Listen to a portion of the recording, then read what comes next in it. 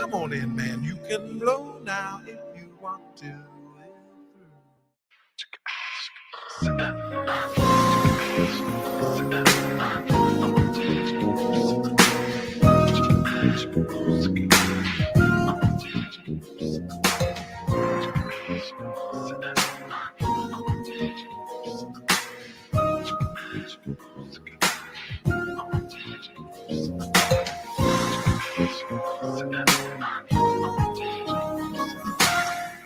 Good evening, ladies and gentlemen. Welcome to another edition of Straight Talk. I am your host, Kareem Bowen, and you'll be with me, whether you like it or not, for the next hour.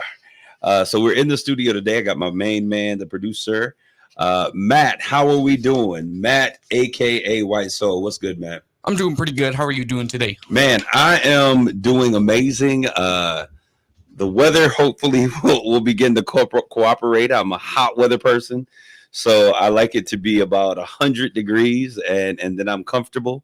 But other than that, things are going well. Matt, how was your Memorial Cup week and week? Because I know that you are a huge hockey fan. What's good? Oh, it's been awesome. If the Spirit win tonight, they win the entire thing. I believe puck drop starts at 7:30. I'm going to be watching the game. I'm super excited about it. I went to a couple of games myself, one with my grandfather and the other one with a couple of my friends.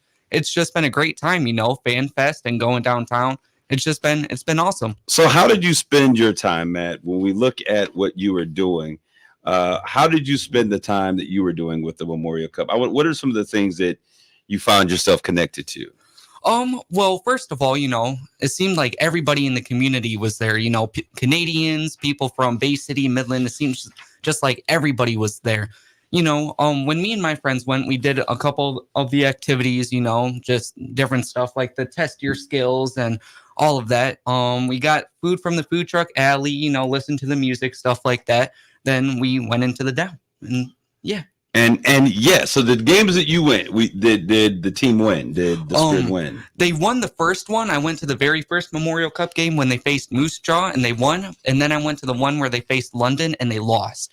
Matt, for those who are listening, there's probably a lot of people out there who really don't understand how this worked. Because if I'm not mistaken, I really don't understand. But if I'm not mistaken, there was a round robin portion first. Yeah. Yep. And that was not necessarily, or was that directly tied to who played in, for instance, tonight's Memorial Game Championship? So to my knowledge, everybody plays each other once. And then there was a tiebreaker game if need be. So if two of the teams were tied with the amount of points that they had, and then those two teams would play, and then the winner of that team would go on to play in the playoff game. So on Wednesday, it was whoever won against Saginaw and London, they were going to be in the championship game. And then whoever lost that game was going to have to play. Why was that? Why was Saginaw and London, if whoever won in that game would make the champion? What was it? What was special about those teams? Both teams were undefeated. Okay. Yeah, and so then we ended up losing that game. So we went to the playoff game against Moose Jaw. We kicked their butts, obviously. Let's go Spirit. And then, so we're playing tonight, and it's going to be a super good game. All right, so kind of what happened is we were in the contention when we met. We kind of went to the toilet bowl. We worked our way out of the toilet bowl, and now we're back in the championship game. So are we facing the same team that we started off at the beginning of this tournament with? No, we're playing London, the team that we lost to on Wednesday. Well, right. So they were the ones that automatically advanced to the championship game, correct? Yeah. Yep. Okay. All right. So then we understand what's going on. Hopefully you were able to do it. Thank you, Matthew, for your understanding of this and how this tournament worked. There were a lot of people just kind of like, I don't know, they're playing hockey and yeah. But there's a lot going on. And I know I have also in the studio with me Hurley Coleman, and I'm going to put him up here next. Hurley, where are you? There you go, my man. How you doing today, big bro? I'm doing great. I'm doing great, Patrick Kareem. All right, great, man. So you were I saw you and you posted some pictures, you and your kids, of the games. What was your takeaway? I agree with Matt. I mean, the experience alone was amazing. Going into the fan for the fan center and getting to get immersed in the experience was like it felt big. It felt like they were trying to connect us all. And the game that I went to was Moose Jaw Canada Warriors, was playing another team. I can't remember the name of the team that they played on Tuesday, but I was sitting next to one of the fathers of the head coach for Moose Jaw. And so what was cool for me and my son was every time there was a penalty or something going on, I got to ask him, like, okay, now what does this mean? What does this mean? Okay. And so he was schooling me on how hockey works. And it made the experience that much better. So it was great. So when you talked about the fan experience, you're talking about all of the things that were taking place. You come right out the Dow. Yeah. Was there a hockey rink? That was like when you first started. I was trying to figure out how do you get a hockey rink in the middle of. Yeah. Go ahead. It was synthetic ice. It was fake ice. So they made it. Yeah. Yep. Okay. So that's interesting. I'm pretty sure it's a certain type of material that they use, but yeah, it's basically just fake ice, and it comes in big old cubes, and yeah, you just can make it out of that. I was impressed with that. Like, that was interesting. I saw the makeshift tents, the whole presentation of that leading over to Joe Park, everything that was taking place was it the parking lot in the field, across the street. There was a lot going on over there. So your experience overall? My experience overall was it was a great introduction to hockey, and it was also a great display of just sports. It was just wonderful. It was a great opportunity for us just to understand what the game was all about. Okay, and you're not biased at all, right? I'm not biased, and I was really, and that's the cool thing about it is that hockey was so intense. Like, just hearing the guys, it was crazy. I've been to Spirit games, and I'm seeing hockey even when the Saginaw Gears were way back in the day. As a kid, and it is fast paced. People would be surprised. I was thinking, like, who's gonna go in here? I mean, it's a little cold for me inside. That still is an issue. I told you I like it 100 degrees, but it is exciting. It is fast paced, and it moves really quickly. We're gonna talk about this. Good shout out to my guy Jeff Bulls. He's the first one in my social media stream. There's others, but I don't see you landing in the stream as of yet. Let's share this conversation. We will talk about the Memorial Cup, and I'm going to give my opinions and my thoughts about the Cup. I think there are a number of ways that we need to look at this. And I know that I've received a ton of text messages saying you need to talk about the Memorial Cup. They were upset about this. And this is not a complaint show, but we do air some of the issues if we can do so in a manner that makes sense. So some of those vendors, if you're there and you're listening, or if you're in your car, or you know someone, tell them to log into this conversation, because I do want to get the thoughts and the opinions of those who were small business vendors that were a part of the Cup. And I even have my opinion and my thoughts on that. This is something that is not foreign to me. The fact that it was hockey was very foreign. But these types of games, because I'm thinking about the Final Four, I'm thinking about the Big Ten Championship, I'm thinking about the NBA All-Star games. This would be what I would consider kind of like an All-Star game-ish kind of feel. And so I want you guys to really tune in, because there's some things and some lessons that can be learned from this time around. I think also positioning and messaging. Messaging was one of the key things that I think may be problematic. And there's some tough lessons that you got to learn as a business person. If you're out there and you are a vendor, get into this conversation, like, tag, and share it, because we're going to have a conversation about it. But I want to get into some things, as we often talk about. We talk and start first with what's on my mind, and there's a lot that is on my mind today, but I want to first start off by saying congratulations to all of the 2024 graduates. Those of you who are graduating, Saginaw High, Arthur Hill, Sassa, Arthur was at a Heritage High School, Swan Valley, Hemlock, wherever you hail from, congratulations. This is, I think, the generation that experienced COVID probably to the max. I want to say great perseverance, great job at continuing to return and to work hard and to recover what was lost. And you guys are absolutely amazing. And so we salute you all on today. I just want to say it has been really kind of exciting to see all of the people saluting graduates. And I want to say to those young people that are out there, please be smart. I know there are graduation parties and things that are coming up, and we know the MO on what often happens in these situations. Let's be smart about who we're inviting. Let's be smart about what we're doing. Parents, let's be smart and keep eyes open. If you're having a party and maybe safety is a concern, call help. Call us at, you can email us at helpcvi.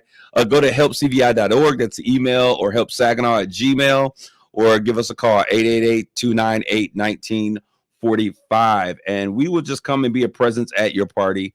And that's really just to make sure that things stay safe. So we appreciate what all of our educators have done, those who have stepped in and supported schools.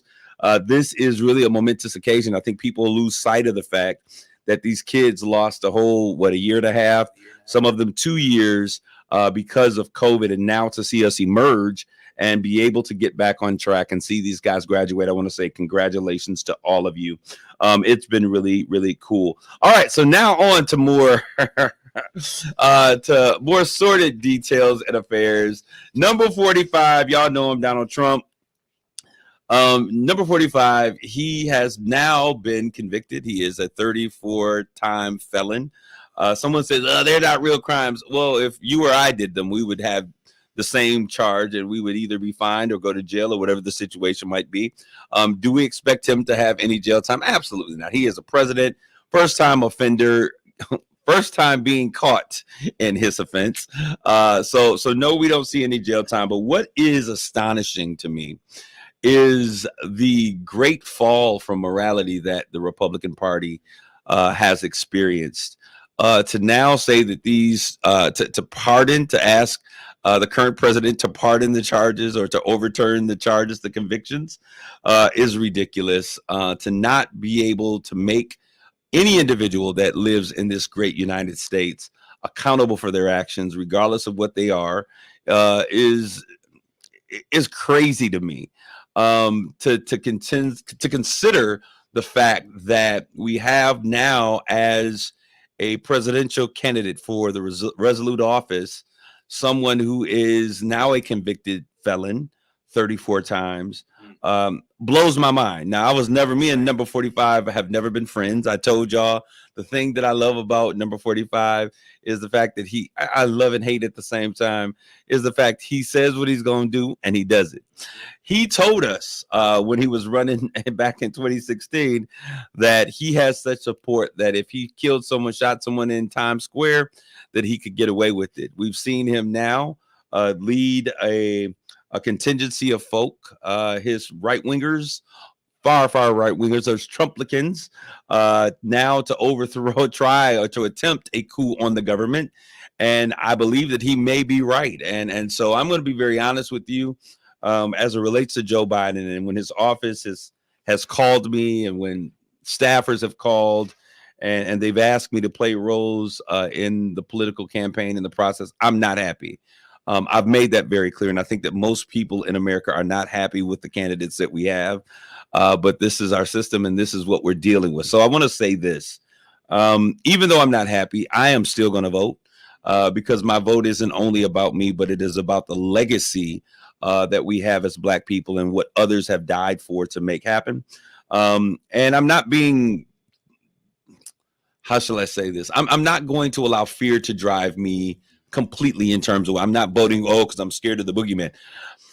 I just don't have any respect for someone who does not respect our process, who does not have any respect for the government.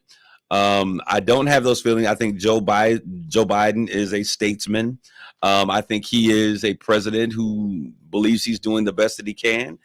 My issues with him is that I think his campaign staffers and the White House staff is a bit tone deaf.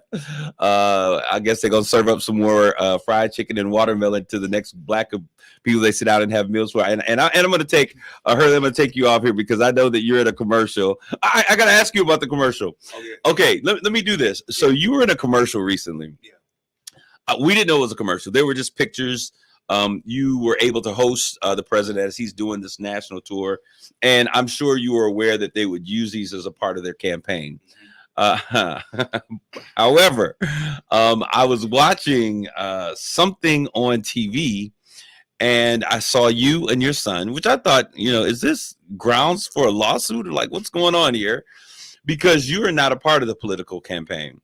But I saw you and your son and you were It looked like you were carrying the president of the United States. But you were talking with him and you were opening the door and holding an umbrella. The snapshots, the pictures, the images, the videos that were used by his campaign.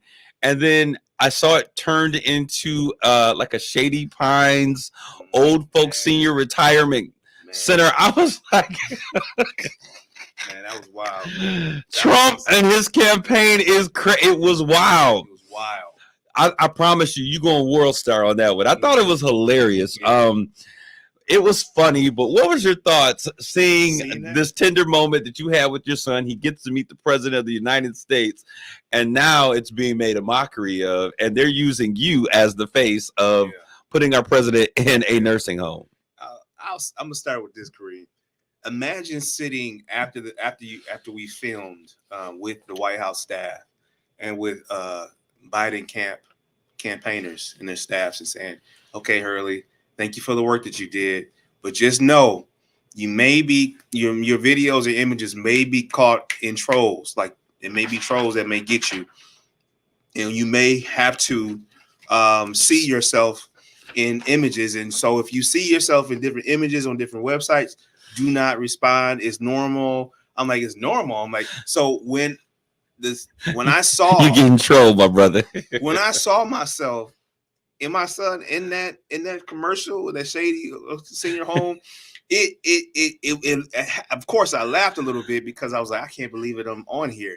But the amount of times it was shared and the amount of times I got my phone was blowing up, it was like, and I'm just like, Hurley, do you see this, TJ? Do you see this? You see this? And it's uncomfortable because it's that kind of immediate exposure you don't look for, but it's just random. Yeah, it's uncomfortable. Yeah. And I have to hold back all of my comments because it's it's like, wow, that's crazy. But I expected it. So I expected it. I knew it was coming, and it hadn't stopped yet. So I it was interesting because I was like, I don't know how I'd feel that the whole world is laughing, but they're not laughing with you. They're like, at you. But it was, I mean, hey, it's not you. We understand the tone of the commercial. But it was just interesting to see someone from Saginaw. And but anyways, so as I was saying, and I've been on my soapbox about voting and getting people to vote. And trust me, I want to be very clear. I am struggling with casting this ballot. I'm not struggling with voting, but I'm struggling with casting this ballot. I cannot vote for a confirmed felonious transactional president. And then just the lack of morality. When I was sitting there and it dawned on me, we are really having a conversation with a former president who is quite possibly might be elected to be the next president with how crazy some of us black folks are talking out here. Just folks in general, not just black folks, young folks. Nobody wants Joe Biden to be in office. And it has been enough time for those who were upset and had a distaste in their mouth for Donald Trump because of his misogyny, his sexist remarks, and I just grab about it. I do whatever I want to. It's been enough time for them to kind of no longer be angry about it. For them to pick something else. Well, we don't like him as a person, but we like his policies. But you also have to think that person has to take the seat of the office. That person is a representation of our nation, not just because he's an old man, and he's not much younger than Joe Biden. I mean, by the end of his presidency, he may be looking a little bit like Sleepy Joe. But this is what we are now calling acceptable, that we're having conversations on public television, in courts of law about our former president sleeping with porn stars and sleeping with Playboy bunnies, and just that character and that behavior. It is really distasteful, even though we all understand that everybody who runs for politics, I didn't say everyone, but the majority of folks who run for politics, they're bought puppets. There's not really a real bone of morality that we see, but just the aspect and the hope and the desire and to be aspirational as in terms of how we see the highest office in the nation is one of the things that I hate and that we're seeing the demise of. So I will be casting a vote for Joe Biden. I'll tell you that, and I'm not happy because I'm not happy because he made other things priority, which I told the black community. If we don't tell them get in there and do voting rights, no, we're not doing this, we're not doing that. We're doing this first, we're not doing anything. And I hope that those who are part of the Congressional Black Caucus that they stop falling asleep. But let me tell you about them. And I'm going to say this, and people go get offended about those highfalutin Negroes because sometimes they get so absorbed and consumed with power that they forget about the people who they're there to represent on Main Street. And people say, why do you always say highfalutin? Because that's what my grandparents used to always say. And so I think it's important that we give them a wake up call as well. So as you go to the polls this year, what I want you to do is to begin to think about how things are being run in your city, in your county, in your township, in your state. And then also look at your national elections and how things are operating.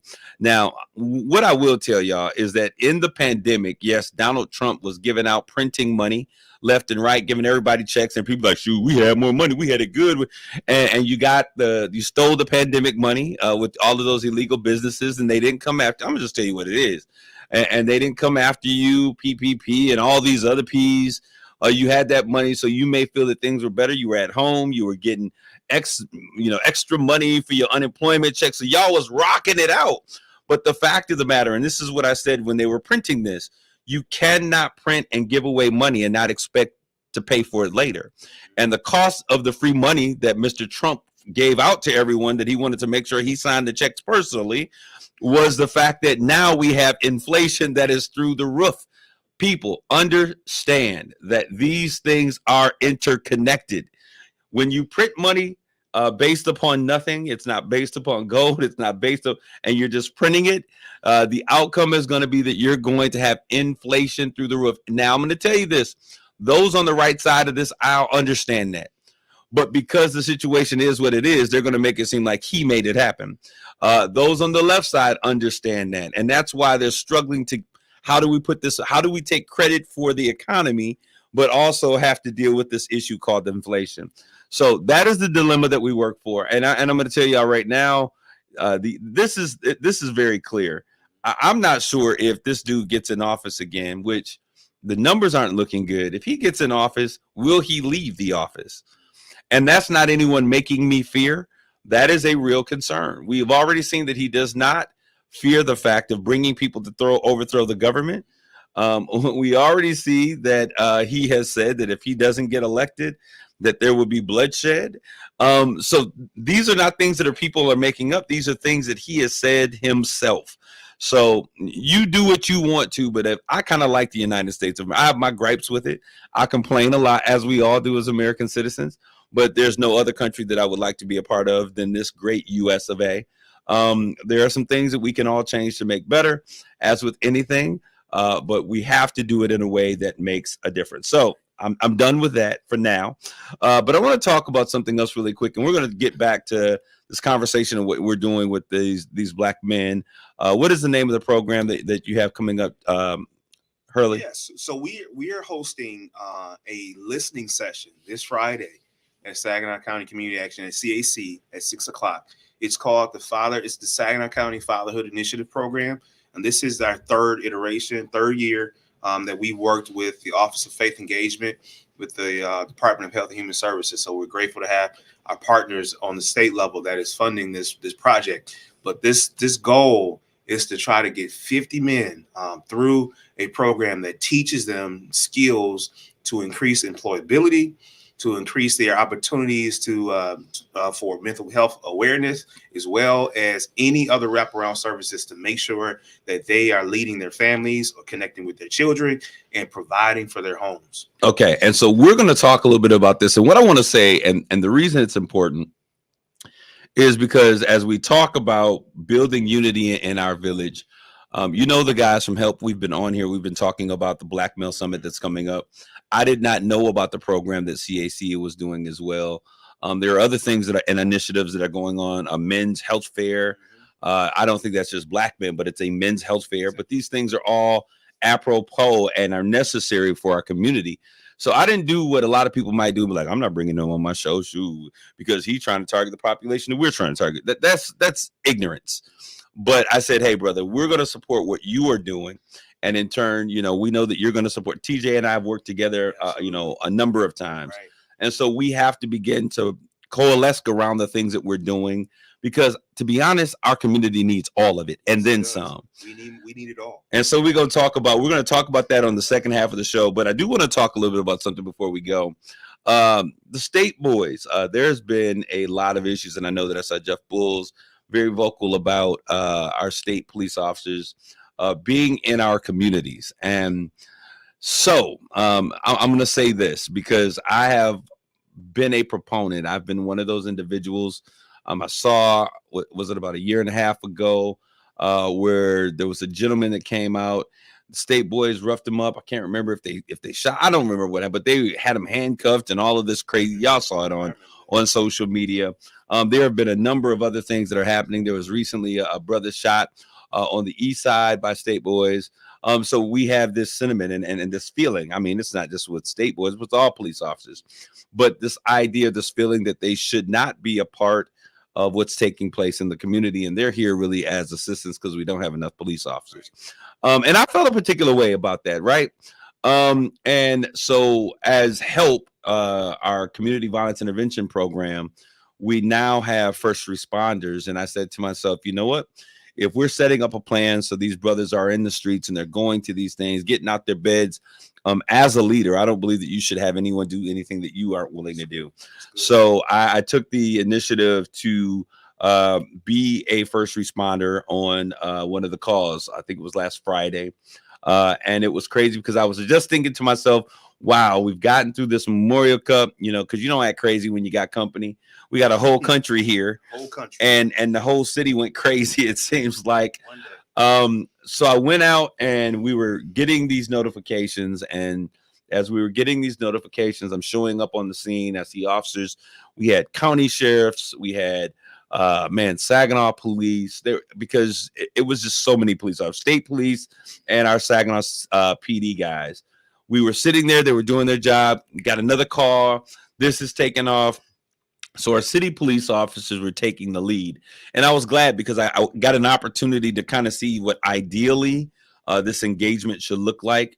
And I'm still not the biggest fan of having someone who is not a part of our community in our community because they don't know the people. But it's no different than us hiring a whole bunch of, you know, little white kids from the outskirts of Podunk, Michigan, who have not been raised around Black folks, who don't understand our culture, our behavior, that we speak with our hands, and all the time doesn't mean that we're angry, but sometimes we're passionate. We communicate that way. It's no different than that. They're both problems. However, when I call 911, I want a police officer to come. All right. So I know that's not a popular opinion. I know, and I've said this. I don't hide or mince my words in terms of how I feel. But this particular, I had an opportunity to see this particular night how things were operating. And so Saginaw Police Department was trying to get ahead of the thing. They were trying to show up, be out front, be the ones that were engaging initially. We saw county sheriffs and state boys, our state police officers that were actually securing the perimeter and trying to be the supportive measures for what was taking place. But I'll tell you, on that Friday, this past Friday, man, there was a call here, an alert here, gunshots here, and I felt as though our city was under siege. And I would really hate to think that this is a foretaste of what this summer is going to be like. But if we don't begin to do something, folks, we're in trouble. Because there were people and ambulances and cars and police departments of every BV, Saginaw Township, Saginaw Township police even were coming to support some of the things that were going on. I was glad that we had the state boys here on that Friday. Yeah. And I'll say that I didn't always feel that way, but looking at how things were working, how they were able to secure the perimeter, they were able to look and support while investigators were going in and police officers were all over the place. I was glad, and I know that there was a whole ruckus about what was going on that had taken place over on by Popeyes and Speedway, but I was where that initially, not in the general vicinity, I was there where this was taking place. I saw what police officers see when they show up onto a scene. There was blood everywhere. I saw the entire thing, And I was saying to myself, on this particular situation, I was thankful that we had our state police officers here to provide the necessary support. Now, is there a conversation and a need for how we're going to address this? What role they play moving forward, continually tweaking that relationship? I think absolutely. But this also, the opposite of this is we could fund and make sure that we have more police officers to do. So we can't have defund the police, not want state police, and want safer communities all at the same time. Unless those that are in the community that are having issues are willing to get out, come out with help. You know, we walk in the streets. We walked the streets the other day. You got to get out in the community. You got to get out when it's not convenient, because the crime is happening, you know, all day long. But in particularly once that sun goes down to about 3 a.m. in the morning, either we're going to do it or we're going to have the police officers here to do it. We can't have nothing, and complaining is not going to be the answer. So I just wanted to share that. We're going to take a quick commercial break. When we come back, we're going to talk about this men's summit, and we're going to talk about why this is so important, why this is vital for our community to get involved. Stick, stay, don't go away. We'll be back with more Straight Talk. You're listening to Straight Talk with Kareem Bowen on KISS 107.1. Hey, Mid-Michigan, I'm doing the hustle, the halfway hustle. Ryan Wasik here from Bell Wasik GMC Buick, your only local Buick dealer and home of the lifetime warranty. This year's half over, and I'm way behind. I got to hustle if I'm going to hit my goals. So right now, I'll match your down payment on a nicer, newer car, only during my halfway hustle. That's right. Whatever you put down, I'll double it up to $500. So if your old ride is a hassle, do the hustle and ditch it during my halfway hustle, because I'm doubling down payments up to $500. Worried about your credit? My team does the hustle every day to try to help hardworking people get approved. And we only work with the banks and lenders who hustle to try to say yes to you. So do the hustle and ditch your old ride and double your down payment up to $500. Only during my halfway hustle. But hurry, this hustle's done once I get back on track, or at the end of the month, whichever comes first. I'm Ryan Wasik, and I'm your dealer for the people. See all the cars at RyanApproved.com. That's RyanApproved.com. Credit and down payment require bank approval. Negative equity may be refinanced. Offer absolutely ends June 30th, 2024.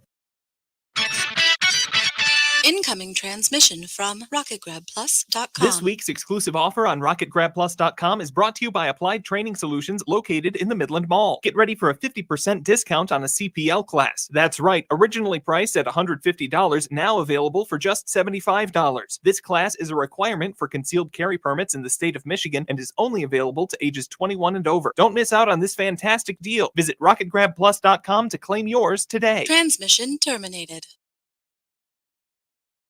The WSGW Westside Decorating Invitational is back, powered by Branham's Jewelry. The Sawmill is the place to be Tuesday, June 25th for this 4-person best ball event for only $250 per team. Winning team will receive an overnight stay and golf package at Shanty Creek Resort. Thanks to Buck Insurance, you have a chance to win $10,000 for a hole-in-one on the designated hole, plus longest drive for both men and women, sponsored by JJ's Roadhouse, and tons of other prizes. The WSGW Westside Decorating Invitational, powered by Branham's Jewelry, Tuesday, June 25th. Register now at WSGW.com as spots will fill up fast.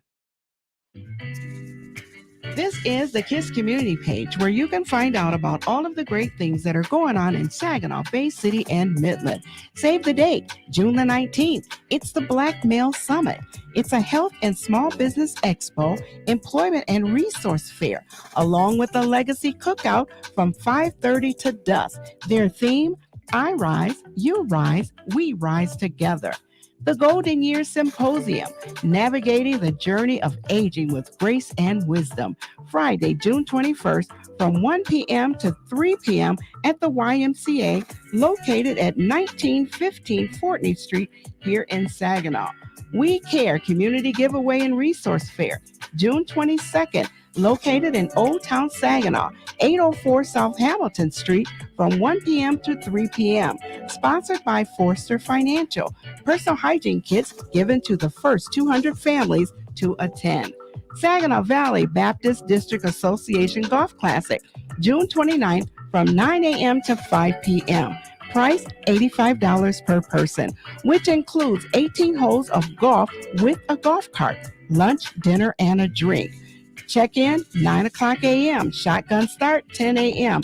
It's being held at Vassar Golf and Country Club, located at 3509 Kirk Road in Vassar, Michigan, in memory of Mr. Roosevelt Jones, Mr. Ephraim Carter. Community organizers, please submit your event at least 2 weeks in advance to kisswtlz.com. Hey, it's Steve Harvey, y'all. Here's what happened on the Steve Harvey Morning Show. I saw a guy walking, and it's not that hot yet. He was just walking with no shirt on. And he didn't have a no-shirt body. I don't know why you think that's necessary. You don't walk faster with your shirt off. And all you do is got people going, why the hell he got his shirt off? That's one of the most annoying things to me about summer. It allows people to be less clothed that really should be more clothed. Kiss 107.1, simply the best R&B. It's Straight Talk with Kareem Bowen on Kiss 107.1. Welcome back to Straight Talk. As I told you all before, I was going to give you some thoughts, my personal thoughts on this whole thing with the Memorial Cup. All right, so tonight is the championship game. Go Spirit, Saginaw Spirit. We're hoping that they do well. And these are my thoughts about this this cup games. And it depends on where you are seeing this from, what role you played in this, and you know who you are and what your involvement was. So first of all, I want to say kudos, Dick Garber, and the Garber man, the Saginaw Spirit team, Craig Gosling, all of you. You all did an amazing job of vying for and really pitching to, I think, the community, the state of Michigan, because there had to be a large investment. That's why the governor was here. Of getting those dollars to come to Saginaw to host this kind of entertainment. So I say congratulations there. Now, as it relates to that, I think that, anytime someone can have a dream, and I think that this is probably a dream that Dick has had probably about 20 years that we saw come into fruition. I can always appreciate that because I am a visionary and a dreamer. So when someone can have a dream and they put pieces in place over the course of time to see that happen, I celebrate that at all times. I think that one of the issues has been messaging. And I said this before on the radio. I said this when I was at the Community Action Council for the Bishop's Breakfast in front of all of our community leaders. Kayla Pionk and Jimmy Green were both there when I said this. Jimmy Green was here on the show when I said this. So this is not something different than what I've said before. This was not something that was intended for the Black community. Duh. We are not hockey fans for the most part. We're not playing hockey. We're not ice skating. We're not doing any of those things, right? But I guess since we sit in the city, we're residents of the city of Saginaw, and I do understand this, because when people are coming into your community, there should be a benefit, and that's where local government then hashes out what is the benefit that local government gets. Now, this is the thing. This coming in, I thought, as I said on a few weeks ago, this was a test drive. This was a pilot for us to see if we can host these types of events and bring other things in. I think when we look at it, for the most part, it was a success from the perspective of the Saginaw Spirit, from the perspective of Garber Management, even from the perspective of the city, the city itself. It was a success. The Dow Event Center is not owned by the city. Joe Park is not owned by the city. And I think that those are things that we have to keep in mind. Those are actually owned by the county. So great job, county, in terms of that. The upgrades that the city got, those remain here in the city.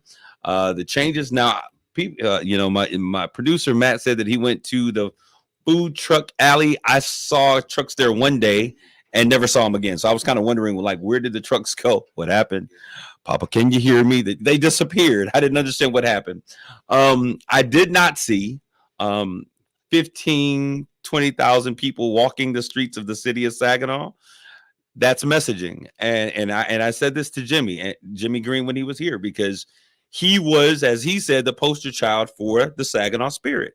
He took on the face of the Memorial Cup. I don't know if that's what his assignment was, but that is the role in which he played for the community. These conversations have happened in the small business sector. They have happened in the Bishop's Breakfast with all of the leaders in the community. They've happened in churches and everywhere else. What role is the city going to be able to play? And this is the thing. I think that the correct messaging would have been like, hey, we're bringing the cup here The infrastructure for the city of Saginaw is not in play. So really, Saginaw City, this is not for you. You can come out. We'll create opportunities for you to have fun, to engage. But this is not something that is really, but instead of saying that and taking the risk of saying, oh, they're going to be mad and we're going to be isolating people, there was a narrative that was created that was false. There was a bill of sale that was sold to many of our small business owners.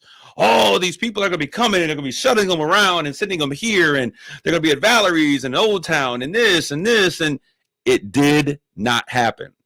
So either it was an epic fail or it was a lie. It was miscommunication to buy a love and support for that. Now, those of you who are out there who are simply hockey fans and you're not a small business vendor and you're not from the city of Saginaw, chill for 5 minutes, okay? Because I get it. It was good for Saginaw County. Let's be clear. It was good for Saginaw County, but I do empathize with those individuals because I sat in some of those meetings. I brought initial questions up. What is going to be the viability for small businesses to benefit? And I was told, I heard what you were told. I heard what was communicated to me, and those things did not materialize. Now, is it the end of the world? Well, for a vendor who is a small business individual and you took out the $5,000 loan to get ready for the Memorial Cup and to make changes and to buy supplies because you thought, hey, I'm going to sell these products and get my money back, it could be. And if not, it at least is enough to boil your, to make you mad and to burst your bubble. I get that.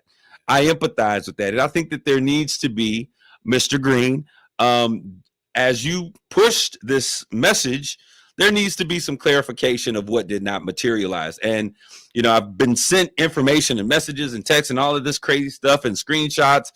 And you can't say that as it relates to Saginaw Spirit and the Memorial Cup that you did your job and that was it, because that's not what you pushed. You pushed that these things were going to happen and they did not happen. So I understand the frustration of those small businesses. However, Frankenmuth has the infrastructure. Had Frankenmuth had a center, a place where they could have the ice arena, Saginaw City, you would have never heard about the Memorial Cup. It was interesting because I work with young people and I was asking my high school juniors and seniors about the Memorial Cup. They had no idea what it was about. That's why I'm like, when your community does not understand what's coming to that community, it's not for you. I read the tea leaves and I saw that this is not for Black Saginaw. First of all, most of y'all ain't playing hockey. You don't know who's on the team. You don't know who's going. And usually the only time you go is when you get free tickets. Let's be real about that. We're not buying season tickets. We're not doing so I understand from the spirit side. I get it. It's economics. And if it doesn't make dollars, it doesn't make sense. So some things we just got to take a real good look at. I'm not going into debt over something that could be, and I don't see any real, where's the hotel that they're staying at downtown? But I think that there is a real question that needs to be asked if we continue to have situations where, as a city, we push all of our dollars out to cities and townships on the outskirts of the city other than Saginaw. That's problematic because Frankenmuth benefits from the fact that we don't have that infrastructure here in the city of Saginaw. So listen up to me real quick, city of Saginaw. There's something called the medical diamond that many people have been complaining about. There's housing and hotels that are a part of that building. As they build that, there'll be additional hotels that will spin off because now we're increasing a population base. There's going to be restaurants downtown. And those things are going to now provide an infrastructure so that when something comes in like this, Saginaw can keep its residents, it can keep its visitors, it can feed them, it can house them all in our city. But right now, Frankenmuth is, and Bay City especially, are the biggest benefactors for anything that comes to the city of Saginaw. So there is a leadership issue that we have to talk about. There's a vision issue that needs to be addressed there. But I think that there also has to be a conversation about within our community. Ain't nobody coming to no city where we allow our kids to shoot up everything. And the crazy thing is that we know who the shooters are. We're quiet. We remain silent. You ain't doing that in white communities. I'm going to tell you right now, they are telling I had a neighbor tell that one of my tags on my car had expired, and they told that they will tell on you because they understand that this is the most valuable possession, the largest asset that they have available in their personal net wealth. We've got to begin to see that same type of understanding as well, City of Saginaw. We've got to come together. We've got to unite. We got to start supporting. We got to start showing them the black dollar. People say there's value in the black dollar. I'm going to say this, and then we're going to get to our conversation, Hurley. The black dollar is the value because we are the consumers. We are the purchasers. We are the ones that spend the money like nobody else will. And so we've got to begin to understand that we can come together and spend money among ourselves. We can create our own situations when we come together. But we've got to stop the crabs in a bucket mentality. We've got to stop complaining and come with some solutions. Let's look at this. Let's make this a lesson learned. Fool me once, shame on the devil. Fool me twice. No, it ain't happening because we have the ability to make a difference. I see Jeff. I'm glad it happened this way because it highlighted the failures of the city planning here that spans 30 years. We weren't prepared for this event long before it ever came, and the Memorial Cup was never gonna fix it. If we are going to blame anyone, it should be city leadership and ourselves, Jeffrey, because we have a responsibility. We got to take ownership. I don't believe in just complaining and pointing fingers. I believe in understanding that as you point your finger at someone else, that 3 of those fingers are coming back at yourself. So we've got to take ownership. Yvonne Daniels, Imagine Entertainment Movies, Black Ice, The Rhythm. Join us for KISS 107.1 the night, Wednesday, June 5th in Birch Run for this movie about young Black hockey players that learn to master the game through music. Also, log on to kisswtlz.com. Okay, there we go. Period, Barbara Campbell says. All right, now I'm done. I'm off that soapbox. Y'all not bringing me back into it. I said what I had to say. And as Nene Lee said, I said what I said. If you don't like it, call me. Text me. I'll give you my number, my email, my pager, whatever you need, because I own what I said. All right. So there it is. So let's talk about what's going on here. Hurley, thank you for allowing me to rant for a second. But let's talk about what you guys are doing. Once again, share the overview. And I want to talk about that relationship between I thought we were being taken over. Good thing. But anyways, the relationship between what you all are doing and the other things that are taking place. This coming Thursday is the Heart of the City Awards. Michigan Banner Jerome Buckley, amazing job. Sold out on this coming Thursday. Absolutely phenomenal. I'm excited. 5 p.m. But what's happening here with CAC? So CAC again is going to be hosting a listening session with all of our fathers. So we're inviting, if you're a father and you've got children who may be in your home or maybe they're not even in your home, this is going to be an opportunity for you to come and be amongst other fathers to hear their stories. A listening session is not designed to just have someone talk to you. It's designed for you to talk back. Share your story, share your experiences. What's going on in your life as a father? What other things or what commonalities are we seeing or are we experiencing? And so this will be about an hour and 15 minutes of a conversation. So not the end of the world, not your whole life? Not your whole life, just a little bit, just sharing a little bit about what it takes. And I think what happens usually with these sessions is the cream of the crop starts to rise and we start to see what issues are prevalent within our communities. We start to talk about those issues and we want to bring those issues to surface and really talk through them. All right. So this listening session, I'm no fool. I understand that we're collecting data. Mm-hmm. And so what's the plan as we collect this data from this listening session? So to bring this to light, this listening session won't be any data sharing. Okay. It'll literally be a session to just talk. Of course, we want to get fathers in the room. Then we'll also use this as an opportunity to enroll people who may want to get into the program. And it's also, we got a birdie maybe coming, and maybe some national reporters coming to talk about it. So we want to be prepared for that, just to talk about the issues that are going on nationwide, especially because Saginaw is a battleground state. So it's a possibility that we may have national coverage there that night. So we want to talk about the issues and start to get an understanding about what's happening and possibly get people enrolled. And I'll also say this too, Kareem, that the last time we had an event together, we did a culmination event with our fathers at Thompson Middle School last September in 2023, and Help was just launching. Yeah, they were just getting on the ground. Yeah. It was amazing to see Brian Pruitt and Help and all the Yeah. men that were there. And that exchange we had in Thompson's Theater was almost the same kind of demonstration. We want to bring in voices and talk through those same very issues. And I'm glad, because I'm going to be at that event on the 19th and helping with Help and at the Black Men Summit as well. Okay, so the event that you're doing, because it's coming up soon. It's coming up Friday at 6 p.m. Friday at 6 p.m. Yep. So we have Thursday, we have the Heart of the City Awards at 5 p.m. at the Horizon.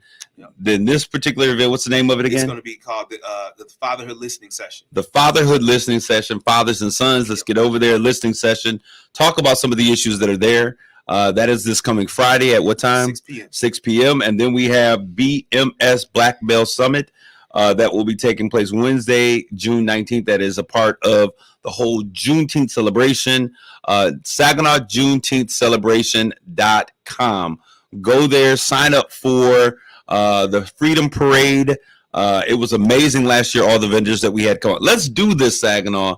We're going to get the word out so that we have a great parade. My frat brothers, too. Your frat brothers, Kappa Alpha Psi? They're having a health summit Saturday. There's a health summit Saturday, June 8th. Man, yeah, I saw that at the Dow. So we want to make sure that we're advertising, we're partnering with these things. If you need more information on the Black Male Summit, it is going to be phenomenal.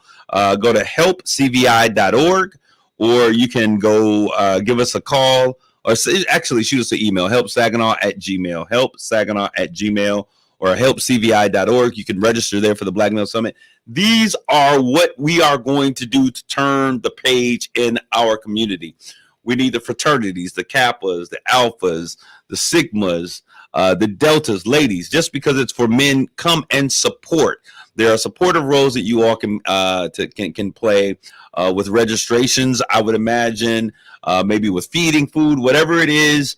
We need the entire village to show up for these events as we kind of get a clue and we start partnering across organizations through groups and different barriers that we're going to pull down.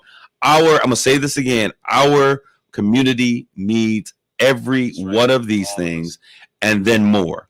None of these things are in competition, but if we take brothers and we get fathers with their sons on Friday, then we have, we're celebrating on Thursday the accomplishments of Black and Latinos here in the city of Saginaw with the Heart of the City. Next week, we're kicking off Juneteenth, a celebration of freedom and life. We've gotten the shackles from off of our legs and our arms, but now we got to deal with the shackles around our minds. And the fact that we cannot come together, I think that is a fallacy. We've shown it before, but we've got to remove those shackles that continually keep us isolated and enchained from thinking that we can do it by ourselves. I want to say this, and I'm going on record. It's important that I say this. I think that Hurley, you coming here, CAC and Help, showing that we're going to support one another in this process, I think is important. I gave calls to folks who I've not had the best relationships with, or I sent them text messages because I wanted to bury hatchets. I don't carry any grudges with folks, but I know that when there's bad blood, and we can be stupid and say that we don't understand, we can act dizzy, but the fact of the matter is we know when there are poor relationships that we have here, right? And so I went and I said, listen, I want to make sure that I invite you to this. I want you to be a part of it. We need you to be a part of it. I sent messages to a number of brothers who are out there so that we could begin to put aside all the foolishness, that we could come together. You can't say that you're about unity if you practice division. It just doesn't add up. 1 + 1 does not equal 6. So we've got to get back to the basics.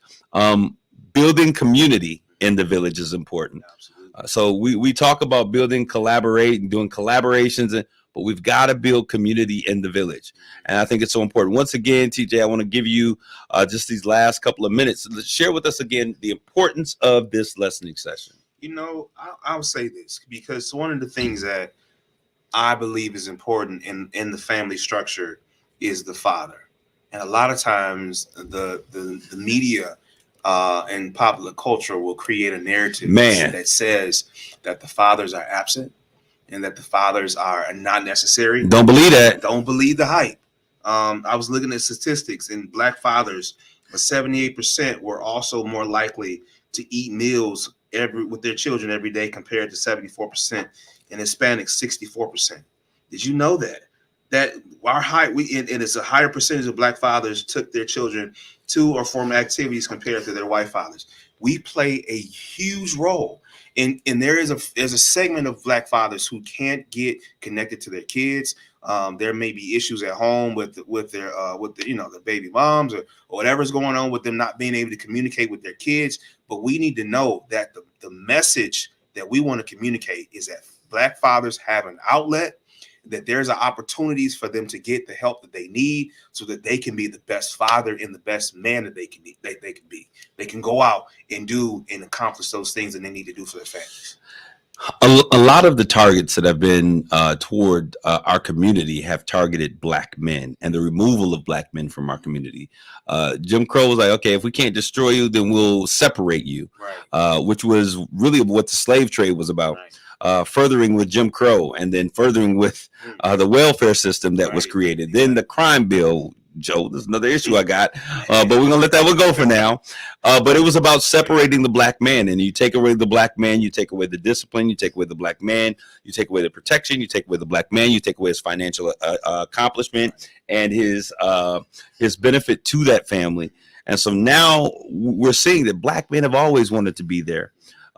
We have had to fight at times to be present, but now we're empowering them. We're listening to them because it's important for us to understand what they need so that we can help meet those needs. Once again, the date and time of that Father-Son Summit this coming Friday. Meet us at Saginaw CAC 2824 Perkins Street at 6 p.m. We'll be going from 6 p.m. to 7:30. Black fathers and anybody can come. Y'all just come on out. We're gonna have a good time. The Fatherhood Summit in the listening session. All right, so it should be good. We're so glad to have you guys here. Thank you for your continued listenership. You guys are amazing. This is the #1 show because you make it so. Thank you for your continued listenership. Thank you for tuning in every week after week. It's going down in the city of Saginaw. We're taking back Black men standing up, standing their ground, doing what's necessary to turn the village around. We thank you for all that you do in this community. TJ, we thank you for all your love, your support, and the work that you're doing. Nobody can do what you're doing for our community. We need you. For the rest of you all, take care of yourselves and each other. God bless you. Grace and peace. You're listening to Straight Talk with Kareem Bowen on Kiss 106.